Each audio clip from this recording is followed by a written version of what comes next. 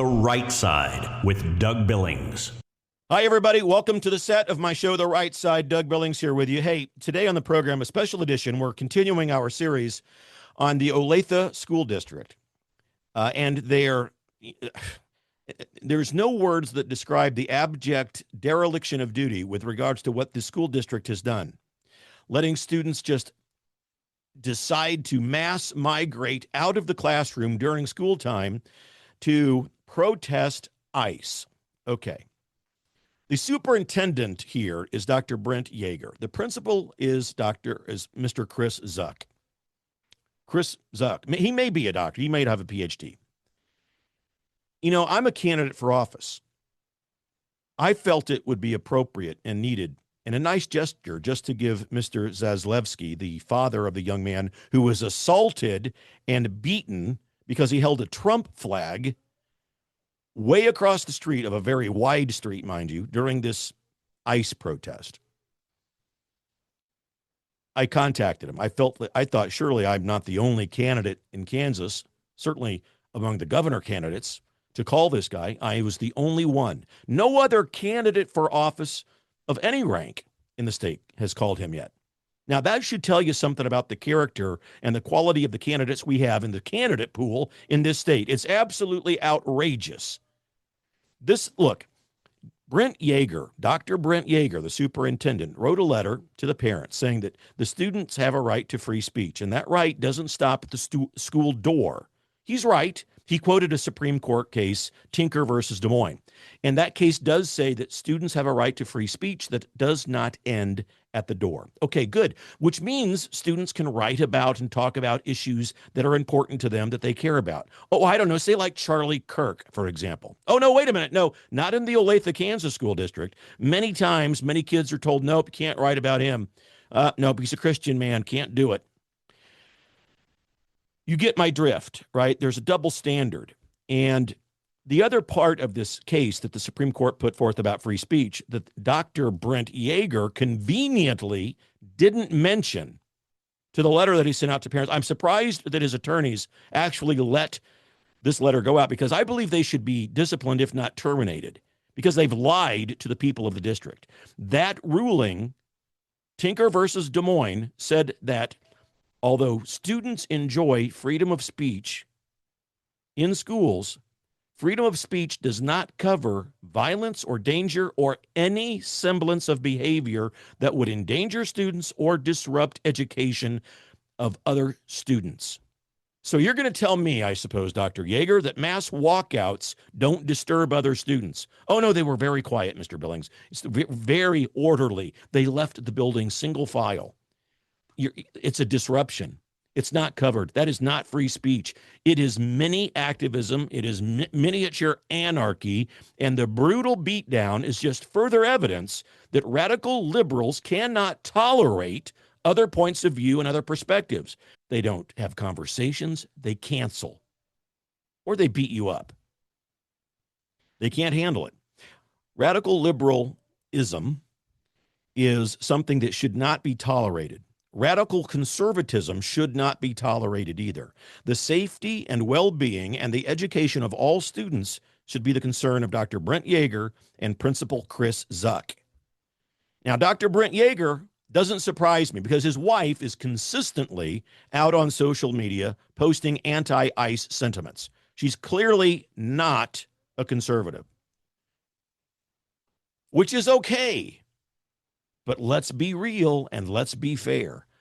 Massive school walkouts create dangerous situations. They are not covered by the constitutional right to free speech. And Dr. Brent Yeager and Principal Chris Zuck have every authority, based on the ruling Tinker versus Des Moines, to prohibit mass walkouts during school time.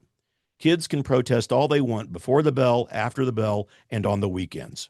So here is my conversation with Mr. Zaslavsky. His son was the one who was brutally attacked. And I might add that Mr. Zaslavsky, Bogdan Zaslavsky, is a first-generation immigrant. His parents came here legally from Ukraine, ladies and gentlemen. He wants the American dream. He's achieved the American dream. And when he sees what Dr. Brent Yeager and Principal Chris Zuck are allowing, he comes to the same conclusion that most anyone within a shred of intellectual maturity arrives at. And that is, what they're doing in these schools is not pro-American, and it's indoctrination. Taxpayers pay taxes to have their students taught in a safe and functioning environment. Massive student demonstrations and walkouts are not that environment. Share this, tag Dr. Brent Yeager, tag Principal Chris Zuck, tag the Olathe School District, and let's get the message out. Here's the interview with Mr. Zaslavsky. Thank you. All right, so tell us the story. You, from the parents' perspective, we've got a little bit of time here with the audience. Sure. Give me your perspective of this whole entire ordeal. Well, it's definitely very saddening. I nowhere thought that this was what was happening in our schools, and I was blind to it. I get a phone call from my son, and my son tells me, "Dad, I've been jumped, I've been attacked, I've been beat up at school." And I said, "Oh my God." I'm 2.5 hours away driving back from working in Tulsa that day. And, he's like telling me what happened kind of. And I'm like, wow. He's like, "Dad, there's going to be video. I've got video." And I said, "Okay." I said, "Son, please, send me the video, but I'm not going to watch it until I get back home, because I don't want to start driving crazy. I don't want to do anything. I just, I'm sure it's not going to be good. So let me wait." Yep. So I call the principal's office immediately, and they put me back to Mr. Zuck, and Mr. Zuck tells me that, yeah, he's aware of it all. He was there with administration. They were standing right there. They watched a group of kids walk across the street. And keep in mind, this is 4 lanes plus turn lanes. So now, just to set the stage for the audience, we have a group of students who have walked out in support of the anti-ICE movement. They're protesting ICE. And then you have a group of students, which your son was a part of, that are pro-Trump, Republican, conservative students that had Trump flags and so forth. I just want to make sure the audience is clear on that. Sure. So and they're separated by a street. A big street, yes. A big street, yes. So it was just my son and his friend. There was a couple of kids that came over to, show support, but they took off real quick. Especially, so there was, I'm going to say, a couple hundred kids out for this protest right there on the corner. And, the administration was there, and Principal Zuck told me he watched the group of kids walk across the street. My son and his friend parked specifically so there wouldn't be any issues. So there wouldn't be any, fighting or anything at all. So that's why they went and parked over there. So Principal Zuck tells me that he watched them walk over. He watched, a tussle. He watched, kids start to go at it. And then he said that, he sees one boy running off with 2 boys chasing him. And I asked, I said, "Well, okay, why didn't you guys do something?" Right. I think the key word there is he was watching. Why wasn't he taking action, or any of the other staff members? Go ahead. Because apparently he puts a line in what he does. At that point, and this is where I have the hard part, accepting any of this. As a human, as a father, how are you going to let this happen? Whatever the rule you set in place is, they're still your students. And once they walk across the street, they're still your students. When my son came back down, those kids were going corner to corner chanting in victory, and then walked right back over and joined the rest of the walkout group. Okay. My son stood strong with his friend, that I'm very proud of these guys. I really am, and keep in mind, all they were doing is holding flags supporting our president. That's it. Yeah. I mean, that's what they were doing. They were supporting our president. They didn't run from these guys. These guys came over and immediately attacked them. Okay, immediately.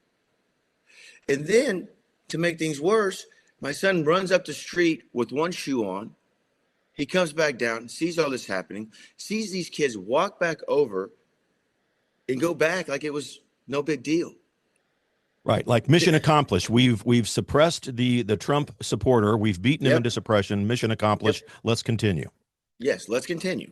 So I asked Mr. Zook right then. I started asking him a bunch of questions, and he's backing up, and he's starting to, this and that. And I'm asking him, like, this just doesn't make sense to me. And keep in mind, I hadn't seen the video yet. So I said, hey, look, I'm going to have the kids come in and talk to you right now because, we got to get something figured out. So the kids go in there, start talking to him, and pretty much right out the gate, he tells them that he's going to give them a key to start using the nurse's bathroom. Okay. What, because they can't they can't use the school bathroom for fear of being assaulted again? That's what my guess would be. But so immediately, Brayden's friend says, why are we being penalized? Why do we have to do this? I mean, what senior wants a key to have to? I mean, this is also a bigger school. Yeah. Are you going to run to the nurse's bathroom every time you got to go use it? Or Olathe Northwest, ladies and gentlemen, is one of the largest high schools in the state. Yes. Physically largest. Yeah. Yeah. So, or what if somebody else is in there using it?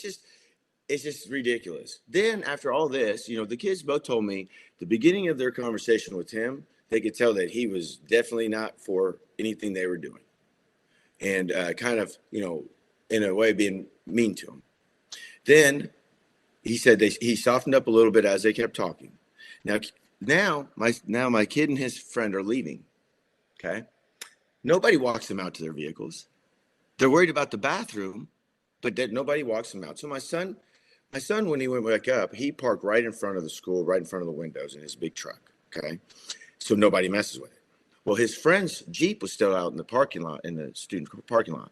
Please keep in mind, both these kids were already out of school. They weren't truant. My son leaves after 5th. His friend leaves after 6th. They were out of school. So they could be there for this. Okay. But when they walk outside, believe it or not, the kids that were the initiating this are sitting a couple spots away in vehicle. Mm-hmm. So then my son and his friend have to put their heads down, go back in the principal's office, and ask for escort. Okay. The principal goes out there, talks to them. They leave. He walks back up, tells them the coast is clear. My son and his friend go out to his friend's Jeep, which is keyed from one tail light across to the other one around the Jeep. It's keyed? Vandalized. Oh, yes, sir. Keyed, dented up. Yes. Oh, my. In the school parking lot. And this is what, after this whole situation, my son, his friend left feeling very down, disappointed. They felt like their principal, the head guy there, the one that you should look up, the captain of the boat, lied to them, let them down. And he let a lot more people down. And Mr. Zuck, the principal of the school, a few years ago was awarded Principal of the Year in the state.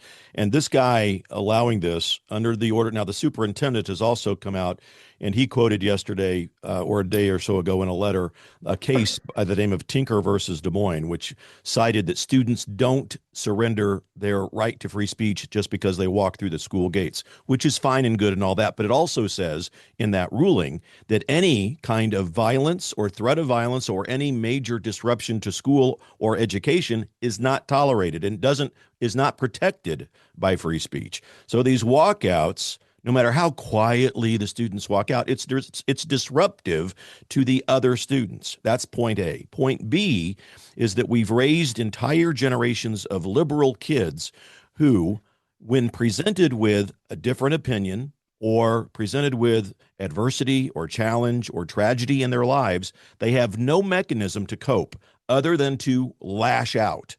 And this is exactly what we're experiencing in Olathe schools, and it is not healthy to not only them, it's not healthy to the other students, and ultimately, we as taxpayers are not paying a superintendent or a principal to allow kids to walk out of the learning that we're paying for, because it disrupts the thousands of others who remain inside. I mean, it's that simple. Don't you agree? 100%. And they're confusing these kids. These kids, Mr. Zuck, Principal Zuck. So this happened on Friday. Saturday, his Twitter or X account is Yes, he shut shuts off, down his block. X account because he's catching And I don't holy even head. have, all I have is Facebook. So I don't know any of this stuff. Okay. And then the next day I'm with both the boys eating lunch, and they look at their phones and there's an email by their principal stating that there's going to be another walkout on Wednesday. I mean, what bigger slap in the face? What is he trying to show or do? Which is today, Wednesday, February 25th, the walkout Correct. scheduled. They're going to allow this to happen again. Yes, but he said he would not put in the email what time it's going to be. Yeah. But yet, once again, with this confusion, they're going to be there for safety. They're going to be there to overlook. They're going to be there for all these things, but they're not affiliated. But yet, it's happening on their watch, on their time, in their location. So how anyone that reads his email, it's so confusing. Okay, and it's just a letdown of these kids that just got trampled, that just got attacked. So he's going to do it again. Yeah. Is that showing power? Is that showing that he's the man? It's showing me that safety wasn't thought about. Right on. Yep. Yeah, agreed. It is frustrating. It's, we're going to, on my program, The Right Side, we are going to continue to highlight this. I appreciate you, your bravery, your patriotism. Your parents were immigrants, legal immigrants from Ukraine. Yes. Very proud of that. Who came over with $600 in their pocket and made a life and followed and realized the American dream. Yes. And so you're talking the talk and walking the walk. First generation American citizen, and your son standing up for legal immigration. And by the way, the students who are walking out protesting ICE, what they're supporting is the continuation of violent crime and illegal immigration. And so it makes no sense. I'm almost out of time here, sir. I appreciate you and your son. Has any other politician reached out to you, or any other governor candidate or anyone? Not really. Nope. See, now, isn't that a shame? There's been no candidate in Kansas who's running for governor or any other position who has reached out and just offered a kind word of support, a sign of solidarity. That's a shame. That's a real shame. Well, that's what separates me from and I think that is going to resonate with the people of the state. I appreciate your bravery. I'll give you we've got about another minute to go here. I'll give you the last word. I just hope that people, and I hope parents take a better look at all of this and slow down their lives enough to remember we work so hard, we sacrifice so much, and we do it for our kids. Most of that's all done for our kids. I was completely blind to this. My eyes are open. I'm dialed in. I cannot believe that this is going on like it is. I wish and hope that parents sit down with their kids and really talk to them and try to break through that first level of defense that they have about scared to talk about it. Feel weird that it's to talk about it. Yep. My son and his friend, all they did was stand up and show a flag of our president. Anybody that doesn't agree, they have to go home and figure that out, because apparently the schools are going to be brainwashing us going forward. I'm scared for the next generations going forward. When does it become that our kids no longer have a name? They'll have a number and a barcode. Okay. This is a hurting process that has to stop. I'm all for whatever needs to happen. My heart goes out to all these kids that have been getting bullied and scared to stand up for themselves. And their parents need to stand up for them if they won't. Mr. Zaslavsky, I appreciate your time. Our thoughts, prayers with you and your son. And we will continue to call out this indoctrination that's happening in the Olathe School District, and we'll make sure that we make our voices and your concerns known as much as we can. We're in this thing together, sir. I promise you that. Thank you so much. I appreciate you, your time. I appreciate your honesty. Please keep doing what you're doing, because there's not enough of you doing it. And I appreciate it very much from the bottom of my heart. We're in it, and you're very welcome.